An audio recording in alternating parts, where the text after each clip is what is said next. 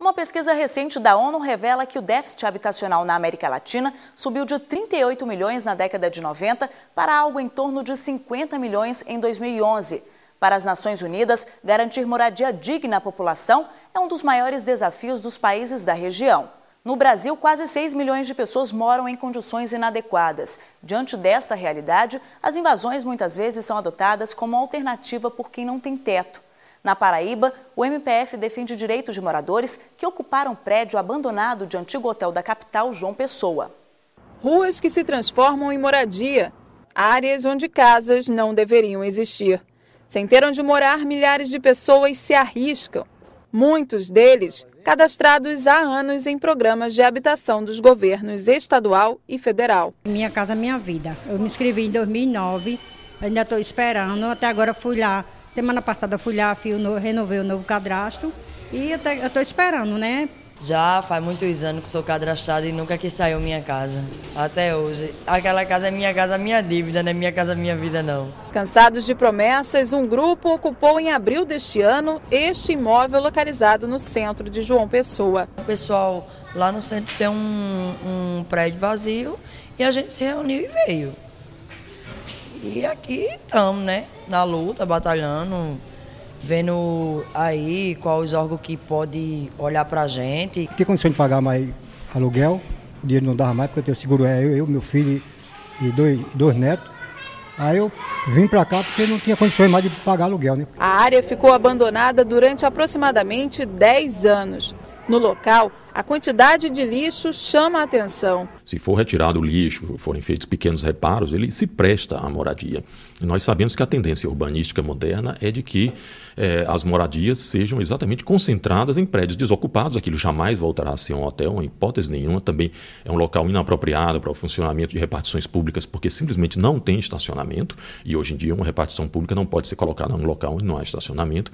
Então a tendência naquele imóvel, se você verificar os planos urbanísticos que são feitos hoje em dia, seria exatamente para habitação. Aqui tudo é improvisado. Lençóis dividem espaços. Fios cruzam o prédio para levar energia elétrica aos quartos. A cisterna fornece água para as mais de 200 famílias. O maior problema é a falta de escoamento da água até o esgoto, porque os canos estão entupidos. Os problemas daqui é porque ainda as energias ainda não estão todas bem instaladas, a água ainda não está instalada dentro dos quartos, tem em pontos ainda. Quando chove, uns poucos de goteira. Devido ao prédio que está muito acidentado, aí fica vazando, mas só que dentro de casa não vaza. Para mim a moradia é boa, porque a limpeza dentro de casa está feita. Aqui também, como está suja, a gente faz a limpeza também, porque é para o lixo não tomar de conta. Mas apesar do mau estado de conservação, a estrutura não está comprometida. Ele é estruturado para ser um motel. Ele é dividido em quartos, em 100 quartos, né? E todos equipados com banheiro, o que facilita a transformação em habitação. O problema é que o prédio onde durante anos funcionou o Hotel Tropicana é de propriedade da União. E o governo federal entende que a invasão é um ato ilícito, que o imóvel não estava abandonado e que neste caso não é possível negociação. A Secretaria do Patrimônio da União entrou com uma ação de reintegração de posse. A Companhia Estadual de Habitação Popular afirmou que se a União estiver disposta a ceder, ela se propõe a angariar recursos junto ao Ministério das Cidades para promover um programa de revitalização do imóvel. O que ficou certo é que a Superintendência do Patrimônio da União, né, a SPU, ela vem ter uma reunião com o setor local, que nós faríamos um documento colocando à disposição da SEAP em fazer esse projeto e em comum acordo. A SEAP não está querendo impor nem passar, mas está ouvindo a reivindicação dessas famílias que estão lá e, ao mesmo tempo, é uma das políticas da SEAP, é uma das políticas nacional de se fazer a revitalização do centro para habitação.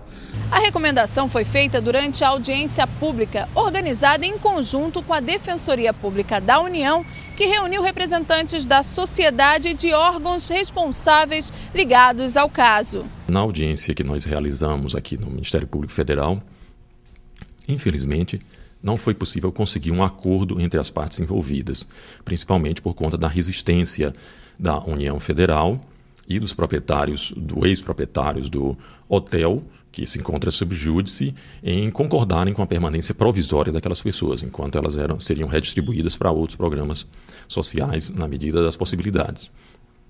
Era esse o acordo que nós, do Ministério Público Federal e a Defensoria Pública, também visualizávamos, né? Então, nós solicitamos que seja prorrogado o prazo que foi dado para conciliação com vistas a novas tentativas de buscar uma solução pacífica que impeça a desocupação abrupta daqueles moradores, das famílias que estão lá.